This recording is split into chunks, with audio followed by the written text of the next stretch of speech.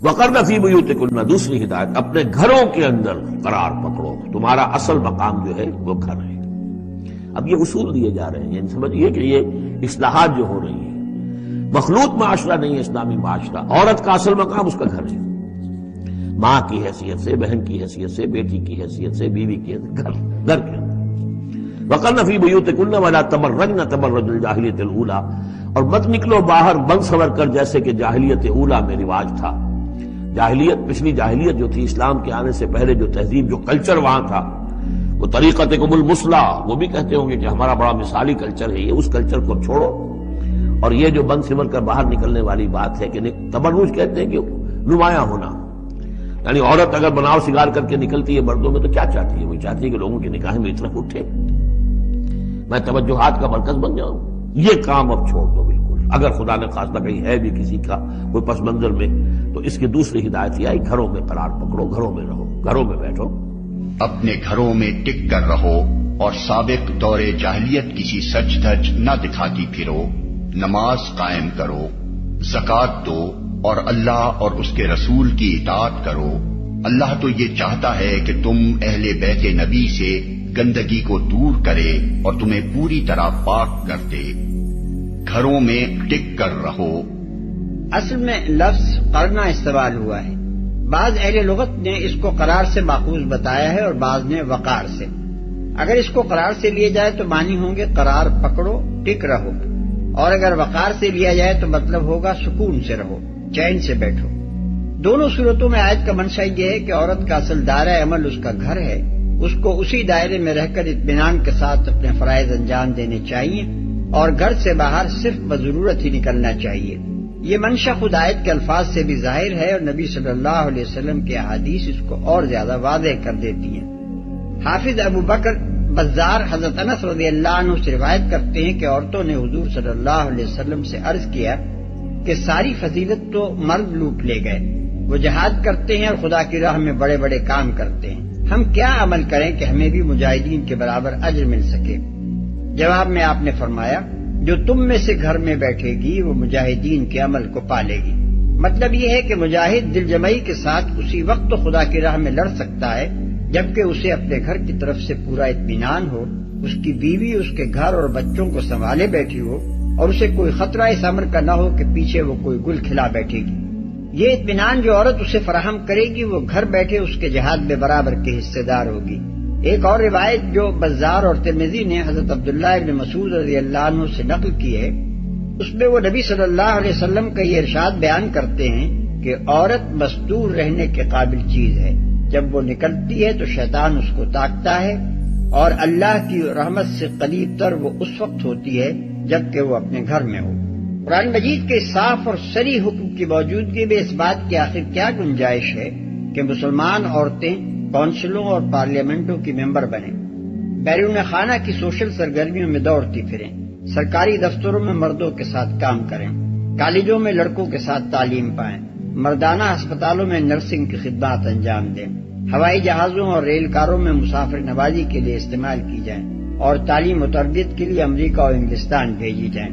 عورت کے بیرون خانہ سرگرمیوں کے جواز میں بڑی سے بڑی دلیل جو پیش کی جاتی ہے وہ یہ ہے کہ حضرت عائشہ رضی اللہ عنہا نے جنگ جمل میں حصہ لیا تھا، لیکن یہ استدلال جو لوگ پیش کرتے ہیں انہیں شاید معلوم نہیں ہے کہ خود حضرت عائشہ رضی اللہ عنہا کا اپنا خیال اس باب میں کیا تھا۔ عبداللہ ابن احمد بن حنبل نے زوائد الزہد میں، اور ابن المنذر، ابن ابی شیبہ اور ابن سعد نے اپنی کتابوں میں مسروق کی روایت نقل کی ہے کہ حضرت عائشہ رضی اللہ عنہا جب تلاوت قرآن کرتے ہوئے اس آیت وقرن فی بیوتکن پر پہنچتی تھی تو بے اختیار رو پڑتی تھی، یہاں تک کہ ان کا دوپٹہ بھیگ جاتا تھا، کیونکہ اس پر انہیں اپنی وہ غلطی یاد آ جاتی تھی جو ان سے جنگ جمل میں ہوئی تھی۔ سچ دھج نہ دکھاتی پھرو۔ اس آیت میں دو اہم الفاظ استعمال کیے گئے ہیں جن کا سمجھنا آیت کے منشا کو سمجھنے کے لیے ضروری ہے، ایک تبرج اور دوسرے جاہلیت اولا۔ تبرج کے معنی عربی زبان میں نمایاں ہونے، ابھرنے اور کھل کر سامنے آنے کے ہیں۔ ہر ظاہر اور مرتفع چیز کے لیے عرب لفظ برج استعمال کرتے ہیں۔ برج کو برج اس کے ظہور و ارتفاع کی بنا پر ہی کہا جاتا ہے۔ بادبانی کشتی کے لیے بارجہ کا لفظ اسی لیے بولا جاتا ہے کہ اس کے بادبان دور سے نمایاں ہوتے ہیں۔ عورت کے لیے جب لفظ تبرج استعمال کیا جائے تو اس کے 3 مطلب ہوں گے۔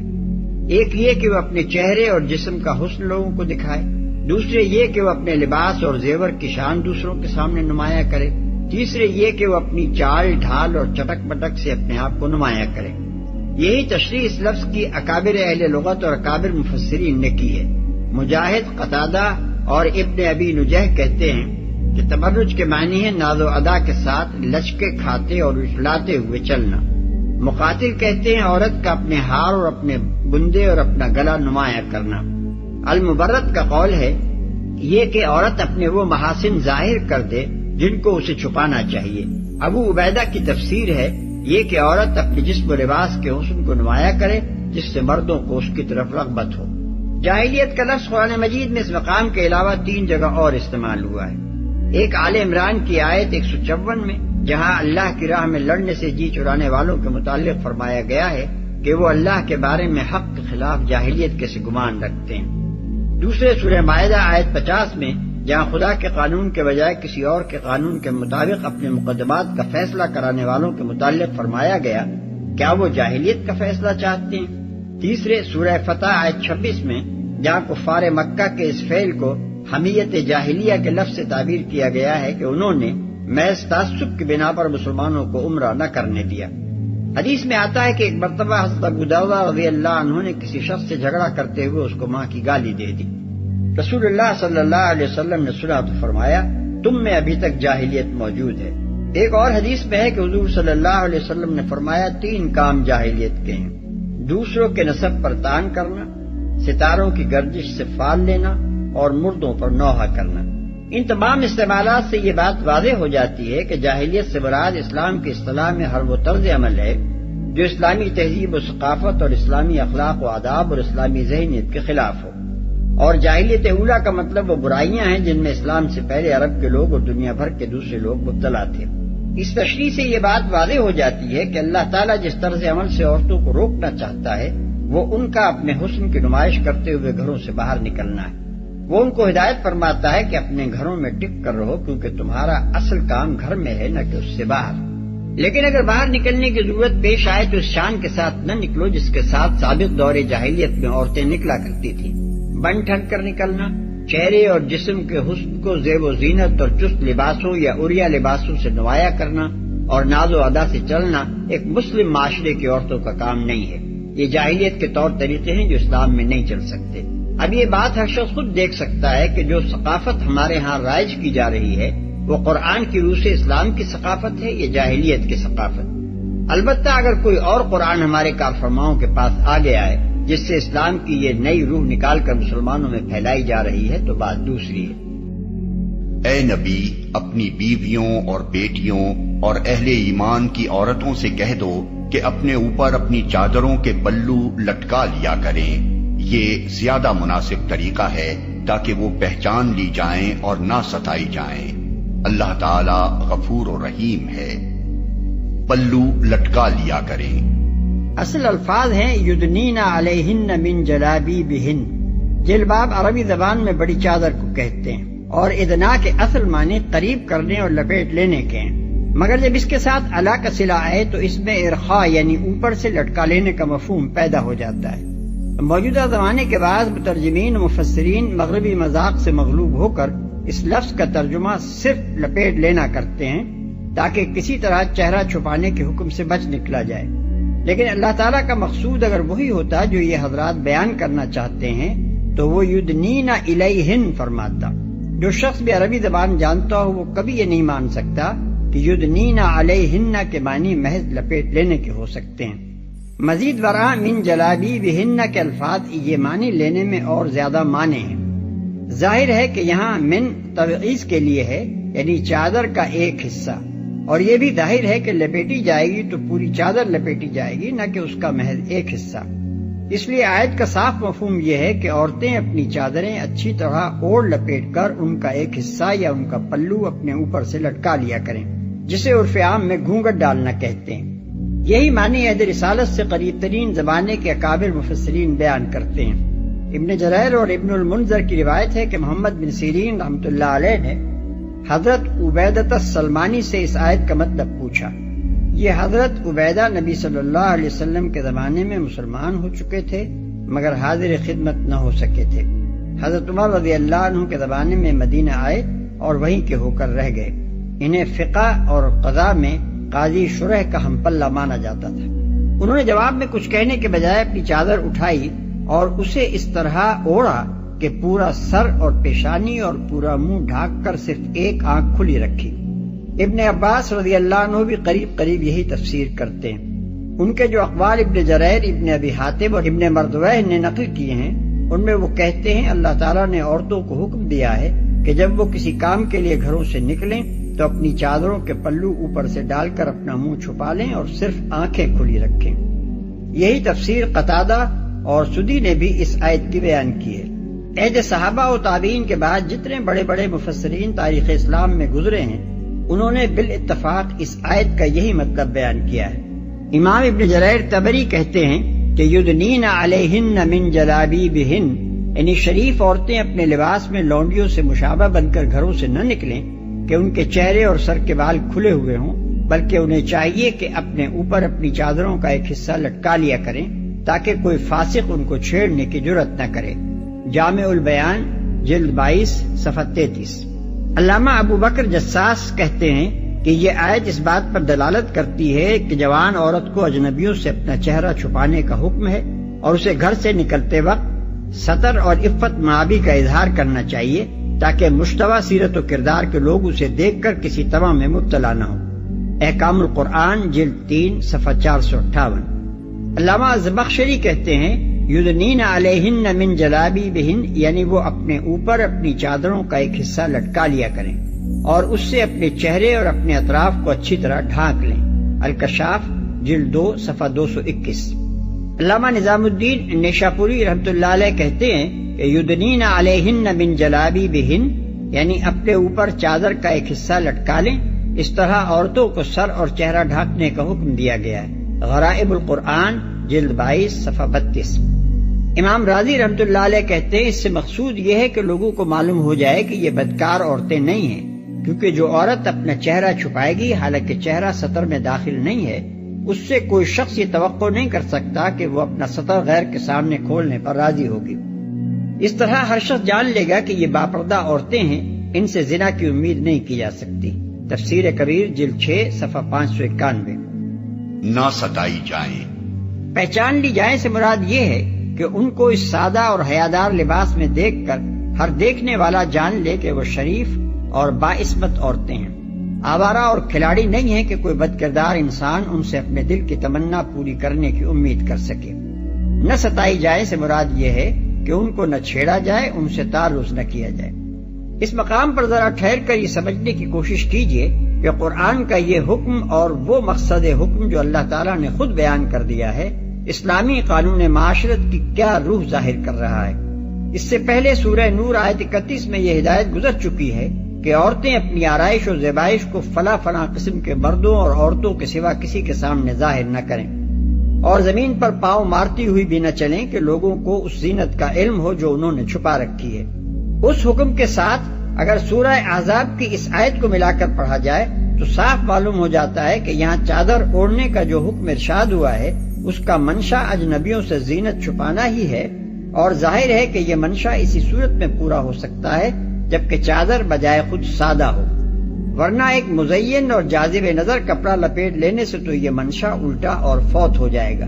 اس پر مزید یہ کہ اللہ تعالیٰ صرف چادر لپیٹ کر زینت چھپانے ہی کا حکم نہیں دے رہا ہے بلکہ یہ بھی فرما رہا ہے کہ عورتیں چادر کا ایک حصہ اپنے اوپر سے لٹکا لیا کریں۔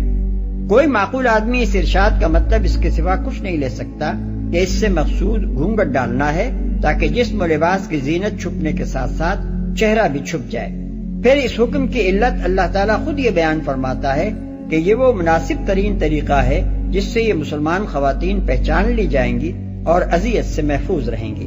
اس سے خود بخود یہ بات ظاہر ہو جاتی ہے کہ یہ ہدایت ان عورتوں کو دی جا رہی ہے جو مردوں کی چھیڑ چھاڑ اور ان کی نظر بازی اور ان کے شہوانی التفات سے لذت اندوز ہونے کے بجائے اس کو اپنے لیے تکلیف دہ اور اذیتناک محسوس کرتی ہیں، جو معاشرے میں اپنے آپ کو آبرو باختہ شمع انجمن قسم کی عورتوں میں شمار نہیں کرانا چاہتی بلکہ عفت معاب چراغ خانہ ہونے کی حیثیت سے معروف ہونا چاہتی ہیں۔ ایسی شریف اور نیک خواتین سے اللہ تعالیٰ فرماتا ہے کہ اگر تم فی الواقع اس حیثیت سے معروف ہونا چاہتی ہو اور مردوں کی حوثناک توجہات حقیقت میں تمہارے لیے موجب لذت نہیں بلکہ موجب اذیت ہیں، تو پھر اس کے لیے مناسب طریقہ یہ نہیں ہے کہ تم خوب بناؤ سگھار کر کے پہلی رات کی دلہن بن کر گھروں سے نکلو اور دیکھنے والوں کی حریص نگاہوں کے سامنے اپنا حسن اچھی طرح نکھار نکھار کر پیش کرو، بلکہ اس غرض کے لیے تو مناسب ترین طریقہ یہی ہو سکتا ہے کہ تم ایک سادہ چادر میں اپنی ساری آرائش و زیبائش کو چھپا کر نکلو، اپنے چہرے پر گھونگھٹ ڈالو اور اس طرح چلو کہ زیور کی جھنکار بھی لوگوں کو تمہاری طرف متوجہ نہ کرے۔ جو عورت باہر نکلنے سے پہلے بنٹھن کر تیار ہوتی ہے اور اس وقت تک گھر سے قدم نہیں نکالتی جب تک کہ ساتھ سنگھار نہ کر لے، اس کی غرض اس کے سوا آخر اور کیا ہو سکتی ہے کہ وہ دنیا بھر کے مردوں کے لیے اپنے آپ کو جنت نگاہ بنانا چاہتی ہے اور انہیں خود دعوت التفات دیتی ہے۔ اس کے بعد اگر وہ یہ کہتی ہے کہ دیکھنے والوں کی بھوکی نگاہیں اسے تکلیف دیتی ہیں، اس کے بعد اگر اس کا دعویٰ یہ ہے کہ وہ معاشرے کی بیگم اور مقبول عام خاتون ہونے کی حیثیت سے معروف نہیں ہونا چاہتی بلکہ عفت مآب گھر گرہستن بن کر رہنا چاہتی ہے، تو یہ ایک فریب کے سوا اور کچھ نہیں ہے۔ انسان کا قول اس کی نیت متعین نہیں کرتا بلکہ اس کی اصل نیت وہ ہوتی ہے جو اس کے عمل کی شکل اختیار کرتی ہے، لہذا جو عورت جاذب نظر بن کر غیر مردوں کے سامنے جاتی ہے اس کا یہ عمل خود ظاہر کر دیتا ہے کہ اس کے پیچھے کیا محرکات کام کر رہے ہیں۔ اسی لیے فتنے کے طالب لوگ اس سے وہی توقعات وابستہ کرتے ہیں جو ایسی عورت سے وابستہ کی جا سکتی ہیں۔ قرآن عورتوں سے کہتا ہے کہ تم بیک وقت چراغ خانہ اور شمع انجمن نہیں بن سکتی ہو۔ چراغ خانہ بننا ہے تو ان طور طریقوں کو چھوڑ دو جو شمع انجمن بننے کے لیے موزوں ہیں اور وہ طرز زندگی اختیار کرو جو چراغ خانہ بننے میں مددگار ہو سکتا ہے۔ کسی شخص کی ذاتی رائے خواہ قرآن کے موافق ہو یا اس کے خلاف، اور وہ قرآن کی ہدایت کو اپنے لیے ضابطۂ عمل کی حیثیت سے قبول کرنا چاہے یا نہ چاہے، بہرحال اگر وہ تعبیر کی بددیانتی کا ارتکاب نہ کرنا چاہتا ہو تو وہ قرآن کا منشا سمجھنے میں غلطی نہیں کر سکتا۔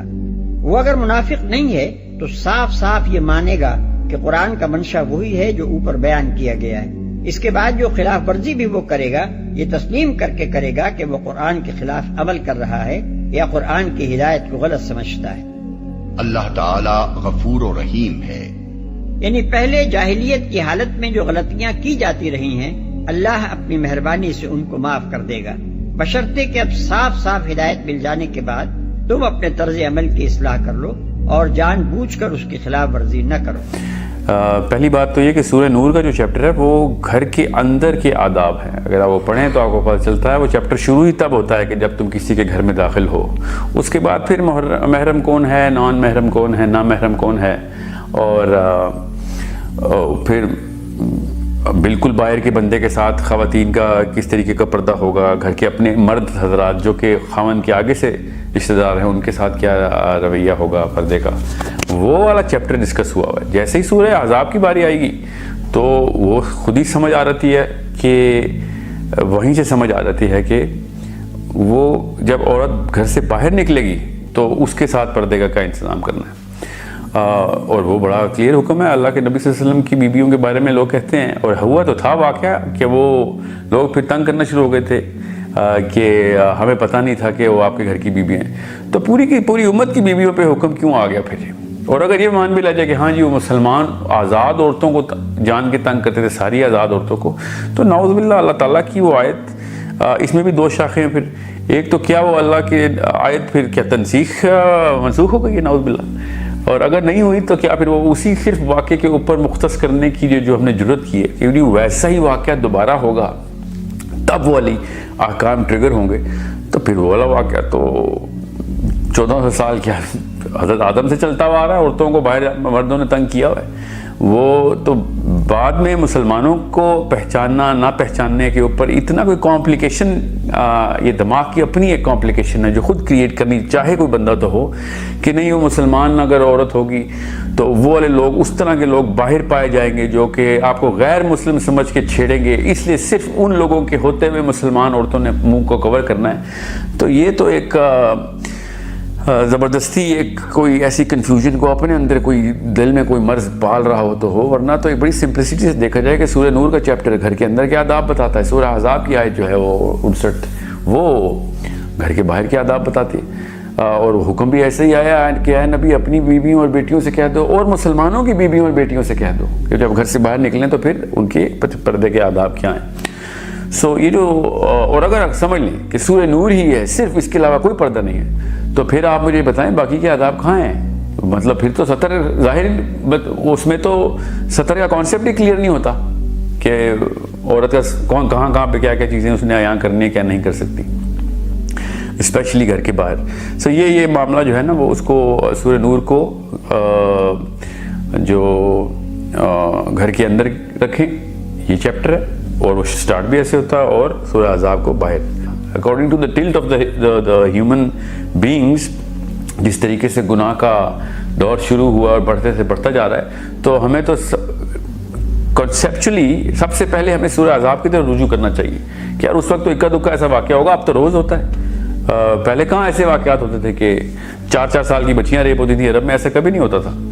اور یہاں پہ تو 4 سال کی بچی نہیں محفوظ, اور یہ کہہ رہے ہیں عورت کا منہ کیوں کور کریں, سورہ نور میں نہیں آیا ہوا. ان لوگوں کو تو چاہیے کہ لوہے کے ڈھکنوں میں عورتوں کو باہر بھیجا کریں, جس طریقے سے جو معاملات چل رہے ہیں. سو یہ ایک الگ بحث ہے جس کے اوپر ہم ایک نجی بحث کرنا شروع ہو جائیں کہ معاملات اس وقت کیا تھے کیا نہیں تھے. ابھی وہ معاملات اس سے کئی زیادہ بدتر ہیں. رہی بات آپ کے سوال کی, تو وہ چیپٹر انڈورز اور آؤٹ ڈورز کے الگ الگ ہیں. اچھا, یہ جو آپ نے بات بتائی ہے یہ بڑی عجیب آپ نے بتایا کہ انڈور پردہ اور ہے اور آؤٹ ڈور کا پردہ اور ہے. یہ تو کسی مولوی نے بھی آج تک کسی سے یہ بات نہیں سنی ان سے. تو یہ بڑا نیا ایک آپ نے کانسیپٹ نکالا ہے اور معاملے کو اور کمپلیکیٹ کر دیا. اور دوسرا میرا سوال آپ سے یہ ہے کہ اگر پردہ سچویشنل تھا باہر کا, کہ وہ ہراسمنٹ تھی اور اس کی وجہ سے وہ کر رہے تھے, تو اب تو پردے کے اندر بھی عورتیں ہراس ہوتی ہیں, باہر پورا نقاب کر کے بھی پھر بھی ہراس ہوتی ہیں. بلکہ باہر کے ملک میں تو نقاب والی زیادہ ہراس ہوتی ہے. وہ منی اسکرٹ میں جائے تو پھر ہراس شاید نہ ہو, لیکن نقاب میں تو جتنا وہاں پہ جو اسلاموفوبیا ہے بالکل, وہ تو الٹا اس کو اور زیادہ ہراس کرتے ہیں. تو پھر اس کو تو اتار دینا چاہیے. بالکل.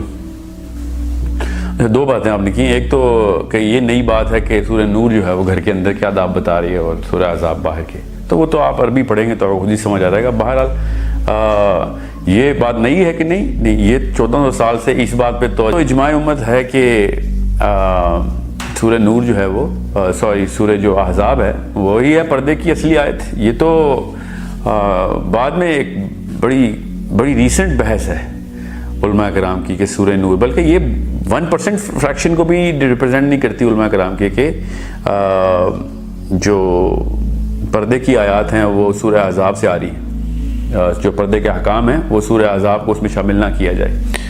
اور یہ جو آپ نے کہا کہ جو سچویشنل ہیزرڈ جو ہے وہ ابھی بڑا ریسنٹ ڈیولپمنٹ یہ ہے کہ جو پردہ کرے گی وہ زیادہ ہراس ہوگی تو اس کو پردہ ہی اتار دینا چاہیے. پہلی بات تو ہراس مسلمان عورت جو ہے وہ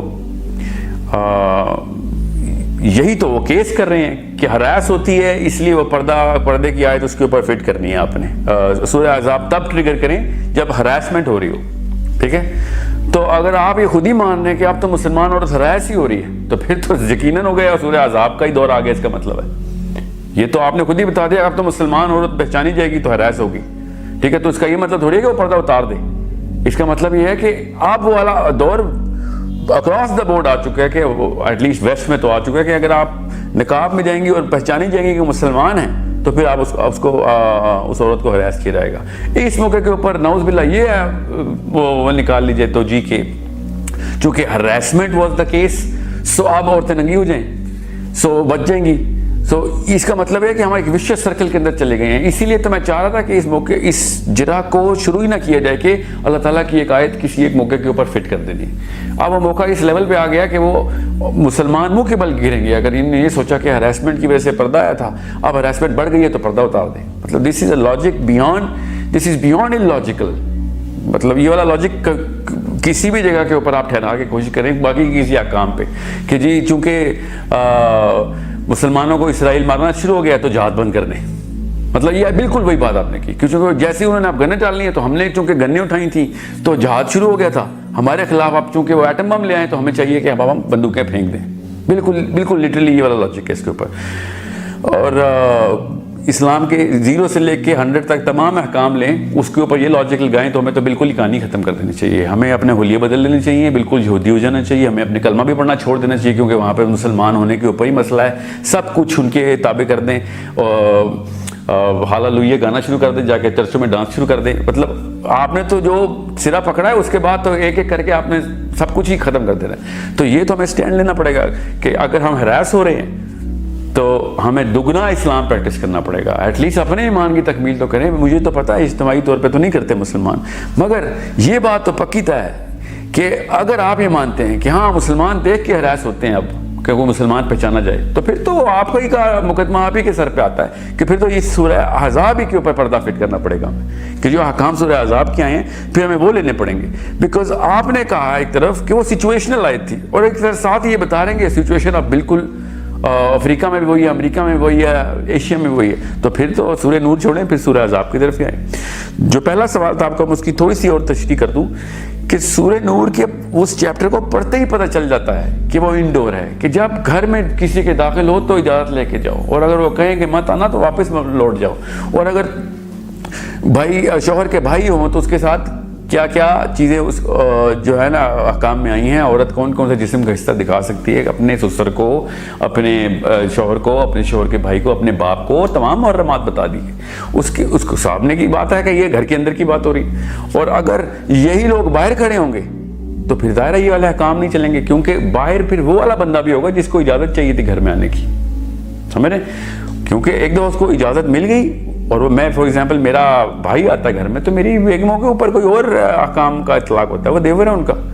مگر میرا دوست آ جاتا ہے تو اس کے اوپر پھر وہی سورہ احزاب کی آیتیں لگتی ہے پھر، کیونکہ اب وہ باہر کا بندہ آ گیا. اب میرے بھائی، میں اور میرے ابا جی اور میری بیگم کے ابا جی ساتھ لے گھر سے باہر نکلتے ہیں تو ہم 4 بندے تو نہیں ہیں نا خالی. تو وہ وہاں پہ سورہ نور پریکٹس کرتے رہیے کیونکہ میرے تو گھر والے ساتھ ہیں، وہ باقی کے لوگ بھی تو ساتھ ہیں، ان کے ساتھ تو کوئی ایسا حکم نہیں ہے سورہ نور میں. سورہ نور میں اگر ایسا کوئی ایک بھی رشتہ بتایا گیا کہ نامحرم ہے، بالکل ہی نامحرم ہے، بالکل دوست جا رہے ہیں شوہر کے، یا پھر 3rd کزنز ہیں، اس کے اوپر پھر سورہ نور کے اندر کوئی رشتہ نکال کے دیتے ہیں تو میں کہہ دوں گا ہاں وہ بھی آؤٹ ڈور ہے. ٹھیک ہے، وہ سارے کے سارے گھر کے رشتہ داروں کی بات ہو رہی ہے کہ اب عورت جب گھر میں ہوگی تو ظاہر مرد تو ہوگی، اس کے سسر ہوگا، اس کا شوہر ہوگا، اس کا شوہر کے بھائی ہوں گے. اپنا جو بھائی اپنے ابو کے سامنے اس نے کس طریقے سے رہنا ہے، اپنے زینت کیا چیز ہے جو دکھا سکتی ہے، کیا نہیں دکھا سکتی. دس is a very natural disposition. اس کو پڑھتے ہی نیچرلی انسان کو پتہ چلتا ہے کہ یار گھر کے اندر کیا آداب کی بات ہو رہی ہے. I hope I have made you understand. بہرحال آپ کا جو نقطہ ہے وہ یہ کہ کیا نئی بات ہے؟ نہیں، یہ بالکل نئی بات نہیں ہے. یہ نئی بات ہے کہ سورہ نور ہی پردے کا چیپٹر ہے، اس کے علاوہ پردے کی جتنی باتیں کی گئی ہیں اس کو پردے میں مت ڈالیں. یہ ایک بالکل نئی بات ہے. ٹھیک ہے، یہ اسلام کی فلسفی کے خلاف ہے کہ 2 چیزوں پہ فلسفہ ٹکرا رہا تھا ہمارا. ایک قرآن کی کوئی بھی آیت اپنی مرضی سے فارغ کرتے ہیں کہ نہیں جی یہاں پہ ہمیں مضمون میں ڈالنی نہیں. یہ کون سا طریقہ، یہ جرت کیسے آئی مسلمانوں کے اندر؟ صرف نبی کو یہ اجازت ہے کہ کس موقع کے اوپر کس مضمون کو کمبائن کر کے احکام جاری کیے جائیں. ہم میں سے کون سا ایسا بندہ، ہم میں کیا کسی صحابی کو بھی یہ ضرورت نہیں. دوسرا جو آپ نے جہاں پہ یہ فلسفہ ٹکراتا ہے کہ پردے کا حکم آئے ہی کیوں، یہاں سے آپ کو پتہ چل جائے گا کہ فلسفہ سب سے پہلے تو انسان عورت کا جسم کے سے پہلے اس کا منہ کور کرنا چاہیے. ساری کی ساری اٹریکشن تو آدمیوں نے فتنہ منہ سے نکالا ہوا ہے عورت کا. ورنہ آپ خود سوچیں جسم کے تمام حصوں کے اوپر کوئی ایک انڈسٹری نہیں کھلی سوائے پورنوگرافی کے، اور جسم کے خالی اس حصے کے اوپر $1 ٹریلین انڈسٹری کاسمیٹکس کی پیسے کما رہی ہے. کیوں؟ کیونکہ فتنہ ادھر سے پھیلا رہے ہیں اور ہم کہہ رہے ہیں نہیں یہ دکھا دو اور باقی سارا کا سارا کچھ جو ہے سورہ نور سے پکڑ لو. یہ عجیب سی بات ہے. سارا فتنے کی جڑ جو ہے وہ خاتون کا چہرہ ہے. فلسفے میں آپ جائیں، فلسفی آف اسلام، تو ٹریگر ہی اس کے چہرے کے اوپر ہوتی ہے. یہ صرف چہرے کا حکم آیا ہوتا اور کوئی حکم نہ آیا ہوتا تو ہم کامن سینس سے باقی کا جسم کور کر لیتے کہ ہاں یار اسے تو فطرہ پہلے. تو ہمیں یہاں پہ کامن سینس کیوں نہیں رہتی ہماری؟ اور ایک اور جرابی کی رہتی ہے کہ حج میں چونکہ چہرہ کور کرنے کا اور نہ کور کرنے کا حکم ہے، یہ بھی ایک جرا ہوتی ہے کہ حج میں تو عورت اپنا چہرہ دکھا دیتی ہے تو پھر ٹھیک ہے، پھر حج میں اور بھی بڑا معاملات ہوتے ہیں. وہ پھر باقی کے روزے میں تو ہم کھانا نہیں کھاتے، باقی کے دنوں میں کیوں کھانا پھر کھا رہے ہوتے ہیں؟ ہر حکم کے اندر اس کی اپنے باؤنڈریز اور نیو اسپیسیفیکیشنز ہوتی ہیں جہاں پہ وہ باقی کی چیزوں سے مبرہ ہوا ہوتا ہے. So there are things which you have to see in a bigger picture. and relate it to the core philosophy of Islam as to why any order comes down to human beings. If you cannot correlate these two things, تو پھر تو بحث کی تو مطلب کوئی limit ہی نہیں ہے نا کہ ہم کہاں کر سکیں، اور اسی لیے بحثیں کھل رہی ہیں. اور اے نبی، مومن عورتوں سے کہہ دو کہ اپنی نظریں بچا کر رکھیں اور اپنی شرمگاہوں کی حفاظت کریں اور اپنا بناؤ سنگھار نہ دکھائیں بجز اس کے جو خود ظاہر ہو جائے، اور اپنے سینوں پر اپنی اوڑھنیوں کے آنچل ڈالے رہیں.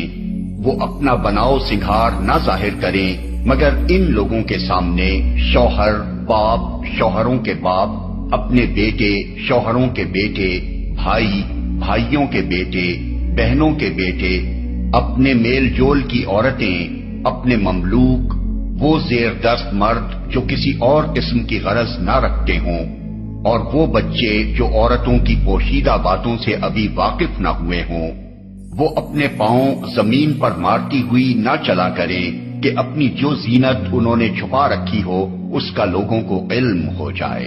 اے مومنو، تم سب مل کر اللہ سے توبہ کرو، توقع ہے کہ فلاح پاؤ گے. اپنی نظریں بچا کر رکھیں.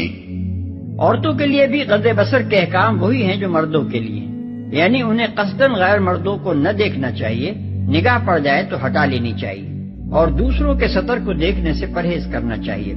لیکن مرد کے عورت کو دیکھنے کی بنسبت عورت کے مرد کو دیکھنے کے معاملے میں احکام تھوڑے سے مختلف ہیں. ایک طرف حدیث میں ہم کو واقعہ ملتا ہے کہ حضرت ام سلمہ رضی اللہ عنہا اور حضرت میمونہ رضی اللہ عنہا نبی صلی اللہ علیہ وسلم کے پاس بیٹھی تھیں. اتنے میں حضرت ابن ام مکتوم آ گئے. نبی صلی اللہ علیہ وسلم نے دونوں بیویوں سے فرمایا ان سے پردہ کرو. بیویوں نے عرض کیا یا رسول اللہ، کیا یہ اندھے نہیں ہیں؟ نہ ہمیں دیکھیں گے نہ پہچانیں گے. آپ نے فرمایا کیا تم دونوں بھی اندھی ہو؟ کیا تم انہیں نہیں دیکھتی؟ حضرت ام سلمہ تصریح کرتی ہیں کہ یہ واقعہ اس زمانے کا ہے جب پردے کا حکم آ چکا تھا. احمد، ابو داؤد، ترمذی، اور اسی کی تائید موطا کی یہ روایت کرتی ہے کہ حضرت عائشہ رضی اللہ عنہا کے پاس ایک نابینا آیا تو انہوں نے اس سے پردہ کیا. کہا گیا کہ آپ اس سے پردہ کیوں کرتی ہیں، یہ تو آپ کو نہیں دیکھ سکتا. جواب میں ام المومنین نے فرمایا میں تو اسے دیکھتی ہوں. دوسری طرف ہمیں حضرت عائشہ رضی اللہ عنہا کی یہ روایت ملتی ہے کہ 7 ہجری میں حبشیوں کا وفد مدینے آیا اور اس نے مسجد نبوی کے احاطے میں ایک تماشا کیا. نبی صلی اللہ علیہ وسلم نے خود حضرت عائشہ رضی اللہ عنہا کو یہ تماشا دکھایا. بخاری، مسلم، احمد. تیسری طرف ہم دیکھتے ہیں کہ فاطمہ بنت قیس کو جب ان کے شوہر نے 3 طلاقیں دے دی تو سوال پیدا ہوا کہ وہ عدت کہاں گزارے. پہلے حضور صلی اللہ علیہ وسلم نے فرمایا ام شریک انصاریہ کے ہاں رہو. پھر فرمایا ان کے ہاں میرے صحابہ بہت جاتے رہتے ہیں کیونکہ وہ ایک بڑی مالدار اور فیاض خاتون تھیں. بکثرت لوگ ان کے ہاں مہمان رہتے اور وہ ان کی ضیافت کرتی تھی. لہذا تم ابن ام مکتوم کے ہاں رہو، وہ اندھے آدمی ہیں، تم ان کے ہاں بے تکلف رہ سکو گی. مسلم، ابو داؤد. ان روایات کو جمع کرنے سے معلوم ہوتا ہے کہ عورتوں کے مردوں کو دیکھنے کے معاملے میں اتنی سختی نہیں ہے جتنی مردوں کے عورتوں کو دیکھنے کے معاملے میں. ایک مجلس میں آمنے سامنے بیٹھ کر دیکھنا ممنوع ہے. راستہ چلتے ہوئے یا دور سے کوئی جائز قسم کا کھیل تماشا دیکھتے ہوئے مردوں پر نگاہ پڑنا ممنوع نہیں ہے. اور کوئی حقیقی ضرورت پیش آ جائے تو ایک گھر میں رہتے ہوئے بھی دیکھنے میں مضائقہ نہیں ہے. امام غزالی رحمۃ اللہ علیہ اور ابن حجر عسقلانی رحمۃ اللہ علیہ نے بھی روایات سے قریب قریب یہی نتیجہ اخذ کیا ہے. شوکانی نیل الاوتار میں ابن حجر رحمۃ اللہ علیہ کا یہ قول نقل کرتے ہیں کہ جواز کی تائید اس بات سے بھی ہوتی ہے کہ عورتوں کے باہر نکلنے کے معاملے میں ہمیشہ جواز ہی پر عمل رہا ہے. مسجدوں میں، بازاروں میں اور سفروں میں عورتیں تو نقاب منہ پر ڈال کر جاتی تھیں کہ مرد ان کو نہ دیکھیں، مگر مردوں کو کبھی یہ حکم نہیں دیا گیا کہ وہ بھی نقاب اوڑھیں تاکہ عورتیں ان کو نہ دیکھیں. اس سے معلوم ہوتا ہے کہ دونوں کے معاملے میں حکم مختلف ہے. تاہم یہ کسی طرح بھی جائز نہیں ہے کہ عورتیں اطمینان سے مردوں کو گھوریں اور ان کے حسن سے آنکھیں سینکیں. اپنی شرمگاہوں کی حفاظت کریں، یعنی ناجائز شہوت رانی سے بھی پرہیز کریں اور اپنا سطر دوسروں کے سامنے کھولنے سے بھی. اس معاملے میں عورتوں کے لیے بھی وہی احکام ہیں جو مردوں کے لیے ہیں، لیکن عورت کے سطر کے حدود مردوں سے مختلف ہیں. نیز عورت کا سطر مردوں کے لیے الگ ہے اور عورتوں کے لیے الگ. مردوں کے لیے عورت کا سطر ہاتھ اور منہ کے سوا اس کا پورا جسم ہے، جسے شوہر کے سوا کسی دوسرے مرد حتیٰ کہ باپ اور بھائی کے سامنے بھی نہ کھلنا چاہیے، اور عورت کو ایسا باریک یا چست لباس بھی نہ پہننا چاہیے جس سے بدن اندر سے جھلکے یا بدن کی ساخت نمایاں ہو۔ حضرت عائشہ رضی اللہ عنہ کی روایت ہے کہ ان کی بہن حضرت اسماء بنت ابی بکر رسول اللہ صلی اللہ علیہ وسلم کے سامنے آئیں اور وہ باریک کپڑے پہنے ہوئے تھیں۔ حضور صلی اللہ علیہ وسلم نے فوراً منہ پھیر لیا اور فرمایا، اسماء، جب عورت بالغ ہو جائے تو جائز نہیں ہے کہ منہ اور ہاتھ کے سوا اس کے جسم کا کوئی حصہ نظر آئے۔ ابو داؤد۔ اسی قسم کا ایک اور واقعہ ابن جریر نے حضرت عائشہ سے روایت کیا ہے کہ ان کے ہاں ان کے اخیافی بھائی عبداللہ بن طفیل کی صاحبزادی آئی ہوئی تھی۔ رسول اللہ صلی اللہ علیہ وسلم گھر میں تشریف لائے تو انہیں دیکھ کر منہ پھیر لیا۔ حضرت عائشہ نے عرض کیا، یا رسول اللہ، یہ میری بھتیجی ہے۔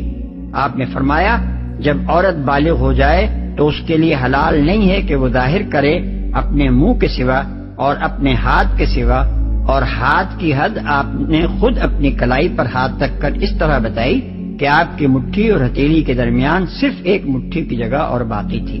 اس معاملے میں صرف اتنی رعایت ہے کہ اپنے محرم رشتہ داروں مثلاً باپ، بھائی وغیرہ کے سامنے عورت اپنے جسم کا اتنا حصہ کھول سکتی ہے جسے گھر کا کام کاج کرتے ہوئے کھولنے کی ضرورت پیش آتی ہے، جیسے آٹا گوندتے ہوئے آستینے اوپر چڑھا لینا یا گھر کا فرش دھوتے ہوئے پائچے کچھ اوپر کر لینا۔ اور عورت کے لیے عورت کے سطر کے حدود وہی ہیں جو مرد کے لیے مرد کے سطر کے ہیں، یعنی ناف اور گھٹنے کے درمیان کا حصہ۔ اس کا یہ مطلب نہیں ہے کہ عورتوں کے سامنے عورت نیم برہ نہ رہے، بلکہ مطلب صرف یہ ہے کہ ناف اور گھٹنے کے درمیان کا حصہ ڈھانکنا فرض ہے اور دوسرے حصوں کا ڈھانکنا فرض نہیں ہے۔ اور یہ بات نگاہ میں رہے کہ شریعت الہی عورتوں سے صرف اتنا ہی مطالبہ نہیں کرتی جو مردوں سے اس نے کیا ہے، یعنی نظر بچانا اور شرمگاہوں کی حفاظت کرنا، بلکہ وہ ان سے کچھ اور مطالبے بھی کرتی ہے جو اس نے مردوں سے نہیں کیے ہیں۔ اس سے صاف ظاہر ہے کہ اس معاملے میں عورت اور مرد یکساں نہیں ہیں۔ بناؤ سنگھار نہ دکھائیں۔ بناؤ سنگھار ہم نے زینت کا ترجمہ کیا ہے، جس کے لیے دوسرا لفظ آرائش بھی ہے۔ اس کا اطلاق 3 چیزوں پر ہوتا ہے: خوشنما کپڑے، زیور اور سر، منہ، ہاتھ، پاؤں وغیرہ کی مختلف آرائشیں جو بالعموم عورتیں دنیا میں کرتی ہیں، جن کے لیے موجودہ زمانے میں میک اپ کا لفظ بولا جاتا ہے۔ یہ بناؤ سنگھار کس کو نہ دکھایا جائے، اس کی تفصیل آگے آ رہی ہے۔ جو خود ظاہر ہو جائے۔ اس آیت کے مفہوم کو تفسیروں کے مختلف بیانات نے اچھا خاصا مبہم بنا دیا ہے، ورنہ بجائے خود بات بالکل صاف ہے۔ پہلے فقرے میں ارشاد ہوا ہے کہ لا یبدین زینتہن، یعنی وہ اپنی آرائش اور زیبائش کو ظاہر نہ کریں، اور دوسرے فقرے میں الا بول کر اس حکم نہیں سے جس چیز کو مستثنا کیا گیا ہے وہ ہے ما ظہر منہا، یعنی جو کچھ اس آرائش و زیبائش میں سے ظاہر ہو یا ظاہر ہو جائے۔ اس سے صاف مطلب یہ معلوم ہوتا ہے کہ عورتوں کو خود اس کا اظہار اور اس کی نمائش نہ کرنی چاہیے، البتہ جو آپ سے آپ ظاہر ہو جائے، جیسے چادر کا ہوا سے اڑ جانا اور کسی زینت کا کھل جانا، یا جو آپ سے آپ ظاہر ہو جیسے وہ چادر جو اوپر سے اوڑھی جاتی ہے، کیونکہ بہرحال اس کا چھپانا تو ممکن نہیں ہے، اور عورت کے جسم پر ہونے کی وجہ سے بہرحال وہ بھی اپنے اندر ایک کشش رکھتی ہے، اس پر خدا کی طرف سے کوئی مواخذہ نہیں ہے۔ یہی مطلب اس آیت کا حضرت عبداللہ ابن مسعود رضی اللہ عنہ، حسن بصری رحمۃ اللہ علیہ، ابن سیرین رحمۃ اللہ علیہ اور ابراہیم نخعی رحمۃ اللہ علیہ نے بیان کیا ہے۔ اس کے برعکس بعض مفسرین نے ما ظہر منہا کا مطلب لیا ہے جسے عادتاً انسان ظاہر کرتا ہے، اور پھر وہ اس میں منہ اور ہاتھوں کو ان کی تمام آرائشوں سمیت شامل کر دیتے ہیں، یعنی ان کے نزدیک یہ جائز ہے کہ عورت اپنے منہ کو مسی اور سرمے اور سرخی پاؤڈر سے اور اپنے ہاتھوں کو انگوٹھی، چھلے اور چوڑیوں اور کنگن وغیرہ سے آراستہ رکھ کر لوگوں کے سامنے کھولے پھرے۔ یہ مطلب ابن عباس رضی اللہ عنہ اور ان کے شاگردوں سے مروی ہے، اور فقہائے حنفیہ کے ایک اچھے خاصے گروہ نے اسے قبول کیا ہے۔ احکام القرآن جساس جلد 3 صفحہ 388 اور 389۔ لیکن ہم یہ سمجھنے سے بالکل قاصر ہیں کہ ما ظہرہ کے معنی ما یظہرو عربی زبان کے کس قاعدے سے ہو سکتے ہیں۔ ظاہر ہونے اور ظاہر کرنے میں کھلا ہوا فرق ہے، اور ہم دیکھتے ہیں کہ قرآن صریح طور پر ظاہر کرنے سے روک کر ظاہر ہونے کے معاملے میں رخصت دے رہا ہے۔ اس رخصت کو ظاہر کرنے کی حد تک وسیع کرنا قرآن کے بھی خلاف ہے اور ان روایات کے بھی خلاف جن سے ثابت ہوتا ہے کہ عہد نبوی میں حکم حجاب آ جانے کے بعد عورتیں کھلے منہ نہیں پھرتی تھیں اور حکم حجاب میں منہ کا پردہ شامل تھا۔ اور احرام کے سوا دوسری تمام حالتوں میں نقاب کو عورتوں کے لباس کا ایک جز بنا دیا گیا تھا۔ پھر اس سے بھی زیادہ قابل تعجب بات یہ ہے کہ اس رخصت کے حق میں دلیل کے طور پر یہ بات پیش کی جاتی ہے کہ منہ اور ہاتھ عورت کے سطر میں داخل نہیں ہیں، حالانکہ سطر اور حجاب میں زمین و آسمان کا فرق ہے۔ سطر تو وہ چیز ہے جس سے محرم مردوں کے سامنے کھولنا بھی ناجائز ہے، رہا حجاب تو وہ سطر سے زائد ایک چیز ہے جسے عورتوں اور غیر محرم مردوں کے درمیان حائل کیا گیا ہے، اور یہاں بحث سطر کی نہیں بلکہ احکام حجاب کی ہے۔ اوڑھنیوں کے آنچل ڈالے رہیں۔ زمانہ جاہلیت میں عورتیں سروں پر ایک طرح کے کساوے سے باندھے رکھتی تھیں جن کی گرہ جوڑے کی طرح پیچھے چوٹی پر لگائی جاتی تھی۔ سامنے گریبان کا ایک حصہ کھلا رہتا تھا جس سے گلا اور سینے کا بالائی حصہ صاف نمایاں ہوتا تھا۔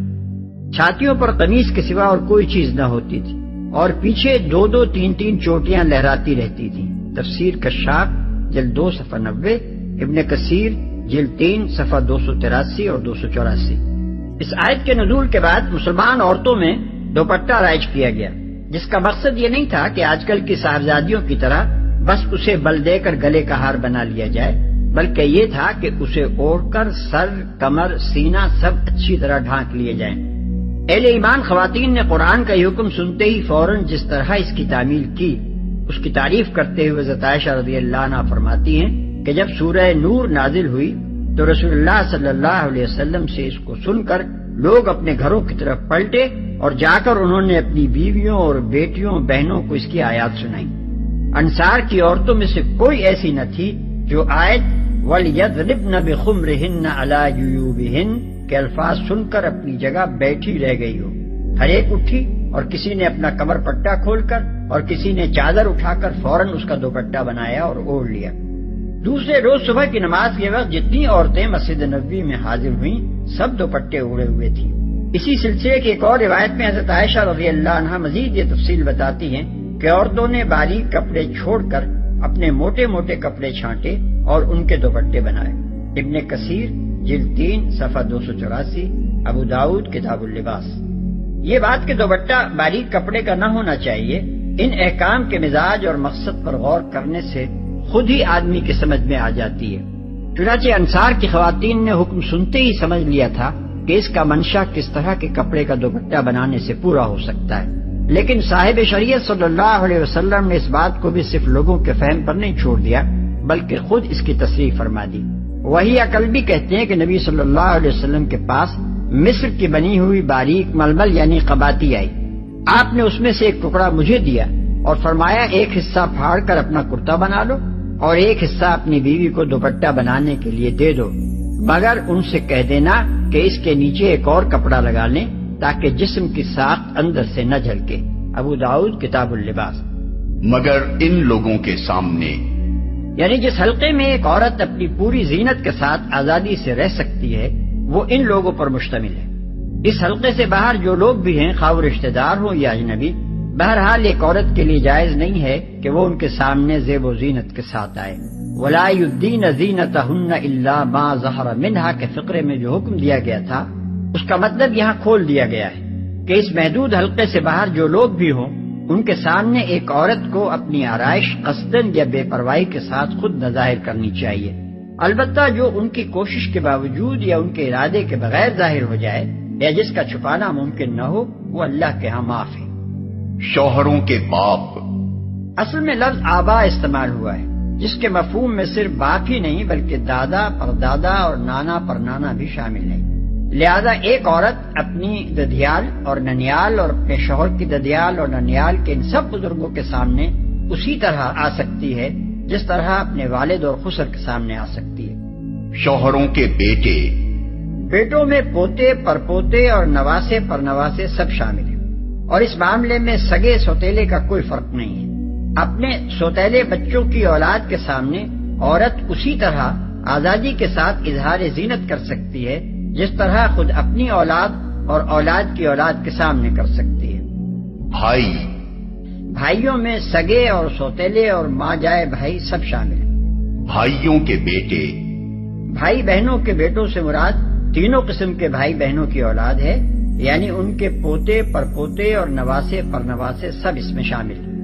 بہنوں کے بیٹے، یہاں چونکہ رشتہ داروں کا حلقہ ختم ہو رہا ہے اور آگے غیر رشتہ داروں کا ذکر ہے، اس لیے آگے بڑھنے سے پہلے 3 مسائل کو اچھی طرح سمجھ لیجیے، کیونکہ ان کو نہ سمجھنے سے متعدد الجھنیں واقع ہوتی ہیں۔ پہلا مسئلہ یہ ہے کہ بعض لوگ اظہار زینت کی آزادی کو صرف ان رشتہ داروں تک محدود سمجھتے ہیں جن کا نام یہاں لیا گیا ہے، باقی سب لوگوں کو، حتیٰ کہ سگے چچا اور سگے ماموں تک کو ان رشتہ داروں میں شمار کرتے ہیں جن سے پردہ کیا جانا چاہیے، اور دلیل یہ دیتے ہیں کہ ان کا نام قرآن میں نہیں لیا گیا ہے، لیکن یہ بات صحیح نہیں ہے۔ سگے چچا اور ماموں تو درکنار، نبی صلی اللہ علیہ وسلم نے تو رضائی چچا اور ماموں سے بھی پردہ کرنے کی حضرت عائشہ رضی اللہ عنہ کو اجازت نہ دی۔ صحیح ستہ اور مسند احمد میں حضرت عائشہ رضی اللہ عنہ کی اپنی روایت ہے کہ ابو القیس کے بھائی افلاح ان کے ہاں آئے اور اندر آنے کی اجازت طلب کی۔ چونکہ پردے کا حکم آ چکا تھا، اس لیے حضرت عائشہ رضی اللہ عنہ نے اجازت نہ دی۔ انہوں نے کہلا بھیجا کہ تم تو میری بھتیجی ہو، کیونکہ میرے بھائی ابو القیس کی بیوی کا تم نے دودھ پیا ہے۔ لیکن حضرت عائشہ رضی اللہ عنہ کو اس میں تأمل تھا کہ یہ رشتہ بھی ایسا ہے جس میں پردہ اٹھا دینا جائز ہو۔ اتنے میں رسول اللہ صلی اللہ علیہ وسلم تشریف لے آئے اور فرمایا کہ وہ تمہارے پاس آ سکتے ہیں۔ اس سے معلوم ہوا کہ نبی صلی اللہ علیہ وسلم نے خود اس آیت کو اس معنی میں نہیں لیا ہے کہ اس میں جن جن رشتہ داروں کا ذکر آیا ہے ان سے پردہ نہ ہو اور باقی سب سے ہو، بلکہ آپ نے اس سے یہ اصول اخذ کیا ہے کہ جن جن رشتہ داروں سے ایک عورت کا نکاح حرام ہے وہ سب اسی آیت کے حکم میں داخل ہیں، مثلا چچا، ماموں، داماد اور رضائی رشتہ دار۔ تابعین میں سے حضرت حسن بصری رحمۃ اللہ علیہ نے بھی یہی رائے ظاہر کی ہے، اور اسی کی تائید علامہ ابو بکر جساس رحمۃ اللہ علیہ نے احکام القرآن میں فرمائی ہے، جلد 3 صفحہ 390۔ دوسرا مسئلہ یہ ہے کہ جن رشتہ داروں سے ابدی حرمت کا رشتہ نہ ہو، یعنی جن سے ایک کنواری یا بیوہ عورت کا نکاح جائز ہو، وہ نہ تو محرم رشتہ داروں کے حکم میں ہیں کہ عورتیں بے تکلف ان کے سامنے اپنی زینت کے ساتھ آئیں، اور نہ بالکل اجنبیوں کے حکم میں کہ عورتیں ان سے ویسا ہی مکمل پردہ کریں جیسا غیروں سے کیا جاتا ہے۔ ان دونوں انتہاؤں کے درمیان ٹھیک ٹھیک کیا رویہ ہونا چاہیے، یہ شریعت میں متعین نہیں کیا گیا ہے، کیونکہ اس کا تعین ہو نہیں سکتا۔ اس کے حدود مختلف رشتہ داروں کے معاملے میں ان کے رشتے، ان کی عمر، عورت کی عمر، خاندانی تعلقات و روابط اور فریقین کے حالات، مثلا مکان کا مشترک ہونا یا الگ الگ مکانوں میں رہنا کے لحاظ سے لامحالہ مختلف ہوں گے اور ہونے چاہیے۔ اس معاملے میں نبی صلی اللہ علیہ وسلم کا اپنا طرز عمل جو کچھ تھا، اس سے ہم کو یہی رہنمائی ملتی ہے۔ بکثرت احادیث سے ثابت ہے کہ حضرت اسماء رضی اللہ عنہا بنت ابی بکر، جو نبی صلی اللہ علیہ وسلم کی سالی تھی، آپ کے سامنے ہوتی تھی، اور آخر وقت تک آپ کے اور ان کے درمیان کم از کم چہرے اور ہاتھوں کی حد تک کوئی پردہ نہ تھا۔ حجت الوداع نبی صلی اللہ علیہ وسلم کی وفات سے صرف چند مہینے پہلے کا واقعہ ہے، اور اس وقت بھی یہی حالت قائم تھی، ملاحظہ ہو ابو داؤد کتاب الحج۔ اسی طرح حضرت ام ہانی رضی اللہ عنہا، جو ابو طالب کی صاحبزادی اور نبی صلی اللہ علیہ وسلم کی چچازاد بہن تھی، آخر وقت تک حضور صلی اللہ علیہ وسلم کے سامنے ہوتی رہیں، اور کم از کم منہ اور چہرے کا پردہ انہوں نے آپ سے کبھی نہیں کیا۔ فتح مکہ کے موقع کا ایک واقعہ وہ خود بیان کرتی ہیں جس سے اس کا ثبوت ملتا ہے، ملاحظہ ہو ابو داؤد۔ دوسری طرف ہم دیکھتے ہیں کہ حضرت عباس اپنے بیٹے فضل کو اور ربیعہ بن حارث بن عبد المطلب، نبی صلی اللہ علیہ وسلم کے حقیقی چچازاد بھائی، اپنے بیٹے عبد المطلب کو نبی صلی اللہ علیہ وسلم کے ہاں یہ کہہ کر بھیجتے ہیں کہ اب تم لوگ جوان ہو گئے ہو، تمہیں جب تک روزگار نہ ملے تمہاری شادیاں نہیں ہو سکتی، لہذا تم رسول اللہ کے پاس جا کر نوکری کی درخواست کرو۔ یہ دونوں حضرت زینب کے مکان پر حضور کی خدمت میں حاضر ہوتے ہیں۔ حضرت زینب فضل کی حقیقی پھوپھی زاد بہن ہے، اور عبد المطلب بن ربیعہ کے والد سے بھی ان کا وہی رشتہ ہے جو فضل سے، لیکن وہ ان دونوں کے سامنے نہیں ہوتی، اور حضور صلی اللہ علیہ وسلم کی موجودگی میں ان کے ساتھ پردے کے پیچھے سے بات کرتی ہیں۔ ابو داؤد کتاب الخراج۔ ان دونوں قسم کے واقعات کو ملا کر دیکھا جائے تو مسئلے کی صورت وہی کچھ سمجھ میں آتی ہے جو اوپر ہم بیان کر آئے ہیں۔ تیسرا مسئلہ یہ ہے کہ جہاں رشتے میں شبہ پڑ جائے وہاں محرم رشتہ دار سے بھی احتیاطاً پردہ کرنا چاہیے۔ بخاری، مسلم اور ابو داؤد میں ہے کہ حضرت سودا رضی اللہ عنہا ام المؤمنین کا ایک بھائی لونڈی زادہ تھا، یعنی ان کے باپ کی لونڈی کے بطن سے تھا۔ اس کے متعلق حضرت سعد ابن ابی وقاص رضی اللہ عنہ کو ان کے بھائی عتبہ نے وصیت کی کہ اس لڑکے کو اپنا بھتیجا سمجھ کر اس کی سرپرستی کرنا، کیونکہ وہ دراصل میرے نطفے سے ہے۔ یہ مقدمہ نبی صلی اللہ علیہ وسلم کے پاس آیا تو آپ نے حضرت سعد رضی اللہ عنہ کا دعویٰ یہ کہہ کر خارج کر دیا کہ بیٹا اس کا جس کے بستر پر وہ پیدا ہوا، رہا زانی تو اس کے حصے میں کنکر پتھر۔ لیکن ساتھ ہی آپ نے حضرت سودا سے فرمایا کہ اس لڑکے سے پردہ کرنا، کیونکہ یہ اطمینان نہ رہا تھا کہ وہ واقعی ان کا بھائی ہے۔ اپنے میل جول کی عورتیں، اصل میں لفظ نسائہن استعمال ہوا ہے، جس کا لفظی ترجمہ ہے ان کی عورتیں۔ اس سے کون عورتیں مراد ہیں، یہ بحث تو بات کی ہے۔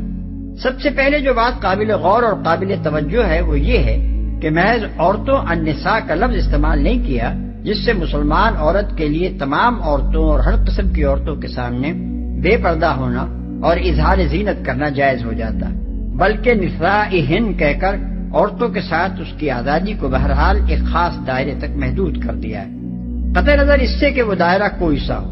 اب رہا یہ سوال کہ یہ کون سا دائرہ ہے اور وہ کون عورتیں ہیں جن پر لفظ نسائہن کا اطلاق ہوتا ہے، اس میں فقہا اور مفسرین کے اقوال مختلف ہیں۔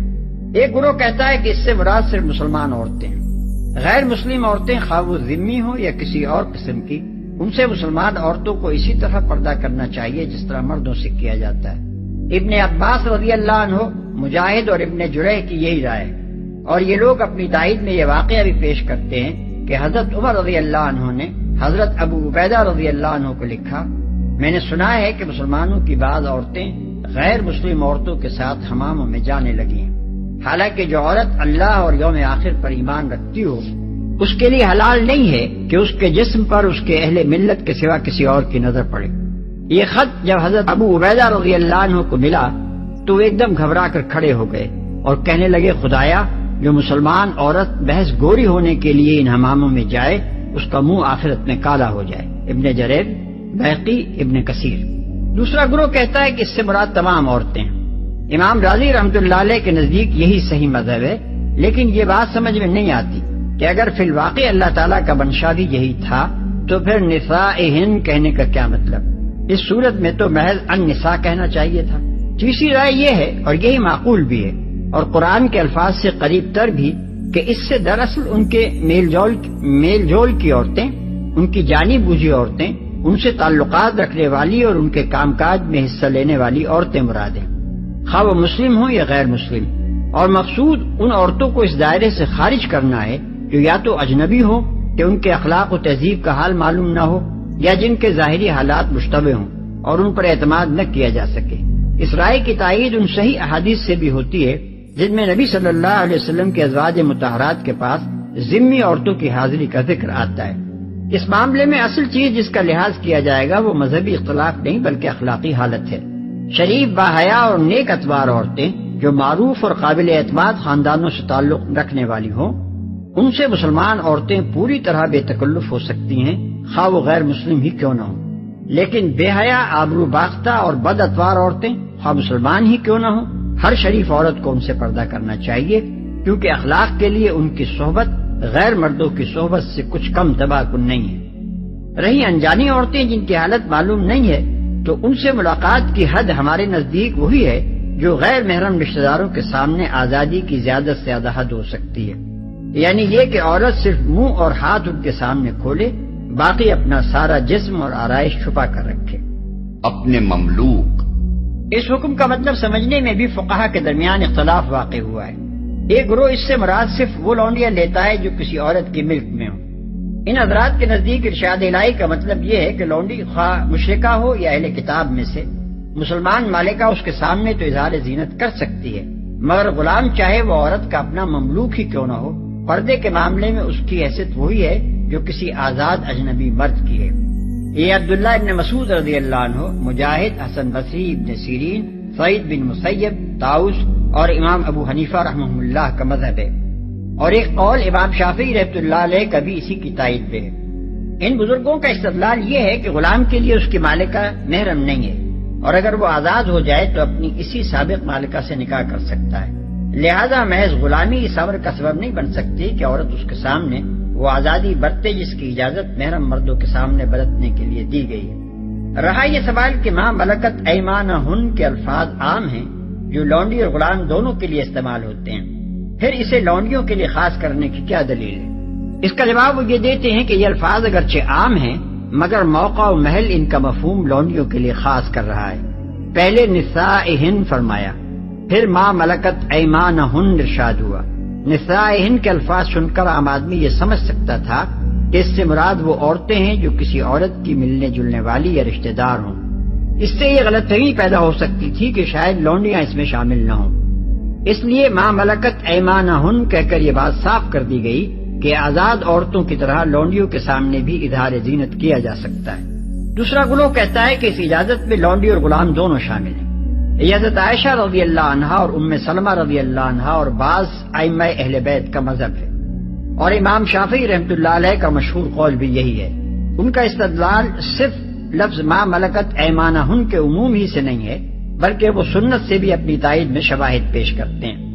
مثلا یہ واقعہ کہ نبی صلی اللہ علیہ وسلم ایک غلام عبداللہ بن مسعدہ الفزاری کو لیے ہوئے حضرت فاطمہ کے ہاں تشریف لے گئے۔ وہ اس وقت ایک ایسی چادر اوڑھے ہوئے تھیں جس سے سر ڈھانکتی تھی تو پاؤں کھل جاتے تھے، اور پاؤں ڈھانکتی تھی تو سر کھل جاتا تھا۔ نبی صلی اللہ علیہ وسلم نے ان کی گھبراہٹ دیکھ کر فرمایا، کوئی حرج نہیں، یہاں بس تمہارا باپ ہے اور تمہارا غلام۔ ابو داؤد، احمد، بہقی بروایت انس بن مالک رضی اللہ عنہ۔ ابن عساکر نے اپنی تاریخ میں لکھا ہے کہ یہ غلام نبی صلی اللہ علیہ وسلم نے حضرت فاطمہ کو دے دیا تھا۔ انہوں نے اسے پرورش کیا اور پھر آزاد کر دیا، مگر اس احسان کا جو بدلہ اس نے دیا وہ یہ تھا کہ جنگ صفین کے زمانے میں وہ حضرت علی رضی اللہ عنہ کا بدترین دشمن اور امیر معاویہ رضی اللہ عنہ کا پرجوش حامی تھا۔ اسی طرح وہ نبی صلی اللہ علیہ وسلم کے اس ارشاد سے بھی استدلال کرتے ہیں کہ جب تم میں سے کوئی اپنے غلام سے مکاتبت کرے اور وہ مال کتابت ادا کرنے کی مقدرت رکھتا ہو تو اسے چاہیے کہ ایسے غلام سے پردہ کرے۔ ابو داؤد، ترمذی، ابن ماجہ بروایت ام سلمہ۔ جو کسی اور قسم کی غرض نہ رکھتے ہوں۔ اصل میں التابعین غیر اولی الاربۃ من الرجال کے الفاظ ہیں جن کا لفظی ترجمہ ہوگا مردوں میں سے وہ مرد جو تابع ہوں، خواہش نہ رکھنے والے۔ ان الفاظ سے ظاہر ہوتا ہے کہ محرم مردوں کے سوا دوسرے کسی مرد کے سامنے ایک مسلمان عورت صرف اس صورت میں اظہار زینت کر سکتی ہے جبکہ اس میں دو صفات پائی جاتی ہیں، ایک یہ کہ وہ تابع یعنی زیر دست اور ماتحت ہو، دوسری یہ کہ وہ خواہش نہ رکھنے والا ہو، یعنی اپنی عمر یا جسمانی عدم اہلیت یا عقلی کمزوری یا فقر و مسکنت یا زیر دستی و محکومی کی بنا پر جس میں یہ طاقت یا جرأت نہ ہو کہ صاحب خانہ کی بیوی، بیٹی، بہن یا ماں کے متعلق کوئی بری نیت دل میں لا سکے۔ اس حکم کو جو شخص بھی فرما برداری کی نیت سے نہ کہ نافرمانی کی گنجائشیں ڈھونڈنے کی نیت سے پڑھے گا، وہ اول نظر ہی میں محسوس کر لے گا کہ آج کل کے بیرے، خانسامے، شوفر اور دوسرے جوان نوکر تو بہرحال اس تعریف میں نہیں آتے۔ مفسرین اور فقہا نے اس کی جو تشریحات کی ہیں ان پر ایک نظر ڈال لینے سے معلوم ہو سکتا ہے کہ اہل علم ان الفاظ کا کیا مطلب سمجھتے رہے ہیں۔ ابن عباس رضی اللہ عنہ فرماتے ہیں اس سے مراد وہ سیدھا سادہ بدھو یعنی مغفل آدمی ہے جو عورتوں سے دلچسپی نہ رکھتا ہو۔ قتادہ رحمۃ اللہ علیہ کہتے ہیں ایسا دستنگر آدمی جو پیٹ کی روٹی پانے کے لیے تمہارے ساتھ لگا رہے۔ مجاہد رحمۃ اللہ علیہ کہتے ہیں ابلا جو روٹی چاہتا ہے اور عورتوں کا طالب نہیں ہے۔ شابی رحمۃ اللہ علیہ کہتے ہیں وہ جو صاحب خانہ کا تابع و دستنگر ہو اور جس کی اتنی ہمت ہی نہ ہو کہ عورتوں پر نگاہ ڈال سکے۔ ابن زید رحمۃ اللہ علیہ فرماتے ہیں وہ جو کسی خاندان کے ساتھ لگا رہے حتیٰ کہ گویا اسی گھر کا ایک فرد بن گیا ہو اور اسی گھر میں پلا بڑھا ہو، جو گھر والوں کی عورتوں پر نگاہ نہ رکھتا ہو، نہ اس کی ہمت ہی کر سکتا ہو، وہ ان کے ساتھ اس لیے لگا رہتا ہو کہ ان سے اس کو روٹی ملتی ہے۔ طاؤس اور زہری رحمۃ اللہ علیہ فرماتے ہیں کہ بے وقوف آدمی جس میں نہ عورتوں کی طرف رغبت ہو اور نہ اس کی ہمت۔ ابن جریر جلد 18 صفحہ 95 اور 96، ابن کثیر جلد 3 صفحہ 285۔ ان تشریحات سے بھی زیادہ واضح تشریف و واقعہ ہے جو نبی صلی اللہ علیہ وسلم کے زمانے میں پیش آیا تھا اور جسے بخاری، مسلم، ابو داؤد، نسائی اور احمد وغیرہ محدثین نے حضرت عائشہ رضی اللہ عنہا اور ام سلمہ رضی اللہ عنہا سے روایت کیا ہے۔ مدینہ طیبہ میں ایک مخنث تھا جسے ازواج مطہرات اور دوسری خواتین غیر اولی الاربہ میں شمار کر کے اپنے ہاں آنے دیتی تھی۔ ایک روز جب نبی صلی اللہ علیہ وسلم ام المومنین حضرت ام سلمہ کے ہاں تشریف لے گئے تو آپ نے اس کو حضرت ام سلمہ رضی اللہ عنہا کے بھائی عبداللہ بن امیہ سے باتیں کرتے سن لیا۔ وہ کہہ رہا تھا کہ کل اگر طائف فتح ہو جائے تو غیلان ثقفی کی بیٹی بادیہ کو حاصل کیے بغیر نہ رہنا۔ پھر اس نے بادیہ کے حسن اور اس کے جسم کی تعریف کرنی شروع کی اور اس کے پوشیدہ اعضاء تک کی صفت بیان کر ڈالی۔ نبی صلی اللہ علیہ وسلم نے یہ باتیں سنی تو فرمایا، خدا کے دشمن، تو نے تو اس میں نظریں گاڑ دی۔ پھر آپ نے حکم دیا کہ اس سے پردہ کرو، آئندہ یہ گھروں میں نہ آنے پائے۔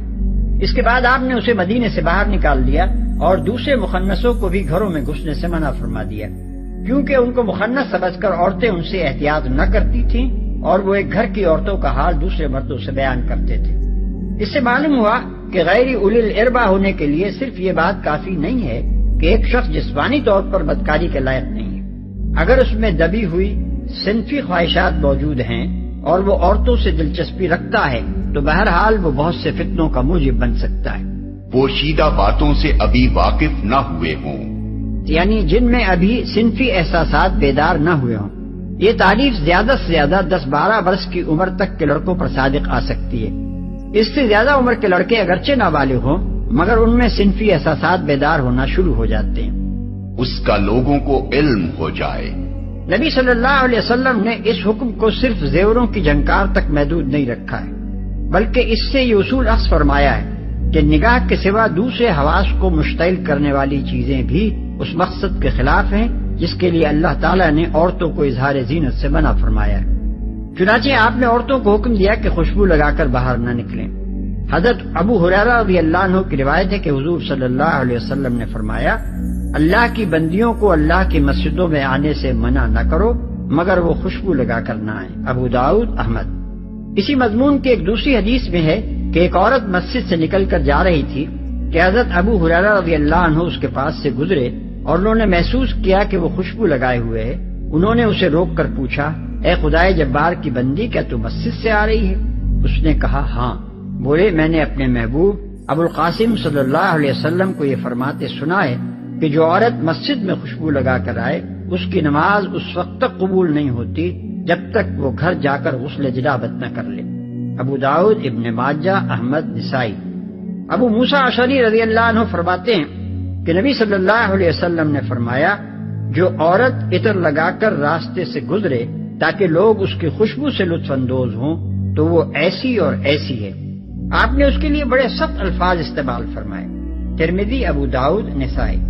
آپ کی ہدایت یہ تھی کہ عورتوں کو وہ خوشبو استعمال کرنی چاہیے جس کا رنگ تیز ہو اور بو ہلکی ہو۔ ابو داؤد۔ اسی طرح آپ نے اس بات کو بھی ناپسند فرمایا کہ عورتیں بلا ضرورت اپنی آواز مردوں کو سنائیں۔